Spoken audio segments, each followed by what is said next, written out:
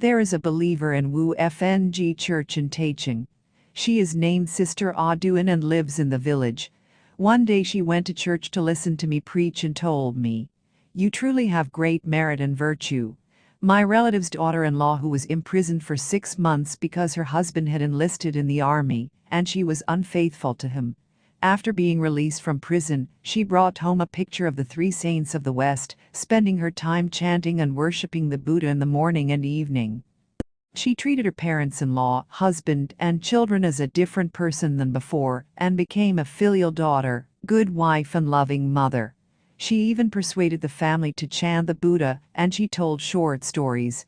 She was asked, "You didn't believe in Buddhism before, but why do you believe in it now and have such devout faith in it?" She said that there was a sister from the Lotus Society who went to prison every Sunday to teach people to recite Amitabha Buddha, correct evil doings, and do good deeds. It sounds reasonable, and she gave us Buddhist sutra, pictures, rosaries, etc., so that they could behave after going home and live happily. Aduan said, "I think you must be the one who came to the prison to lecture on Buddhism. The whole family of my relatives are very grateful to you and asked me to thank you on their behalf." I said this is because of her good root. What does it have to do with me, if her causal affinity for Buddhism has come? She spoke these words to me in June 1959.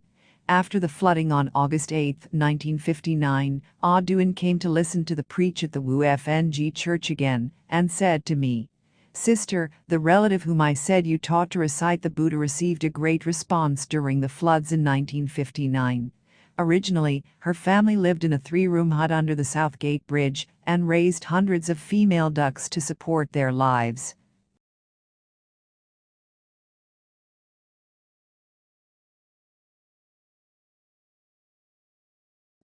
Since being released, she often believes that it is difficult to make a living next to this creek. She planned to buy 18 piglets and feed them until they grew up, then she would sell them and make a profit so that she could build a house elsewhere and start a small business. She utilized the vacant land to grow some potatoes, etc. to feed the pigs. She was busy all day long from then. On the day of the flood, she saw the water rising, so she took a ladder and asked her parents-in-law and children to climb up the ladder to the roof, then drove the 18 pigs out with her husband, and one by one they drove them to climb up the ladder to the roof of the house. At last, she also got on the roof, staying together with her family and 18 pigs.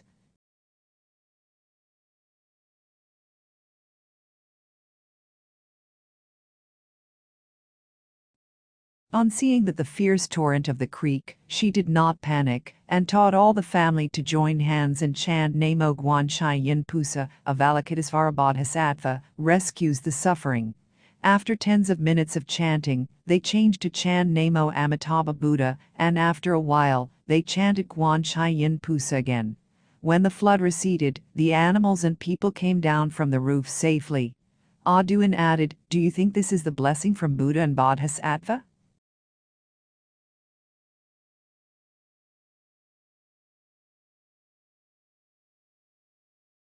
I really can't imagine such a strange thing that the response of Buddha and the Bodhisattva would happen like that.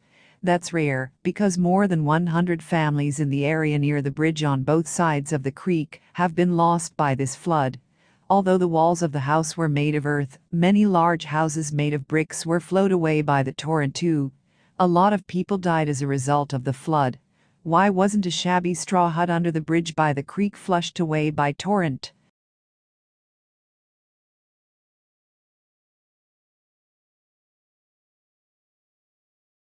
Not only did the roof support a family of multiple members, but also 18 large pigs.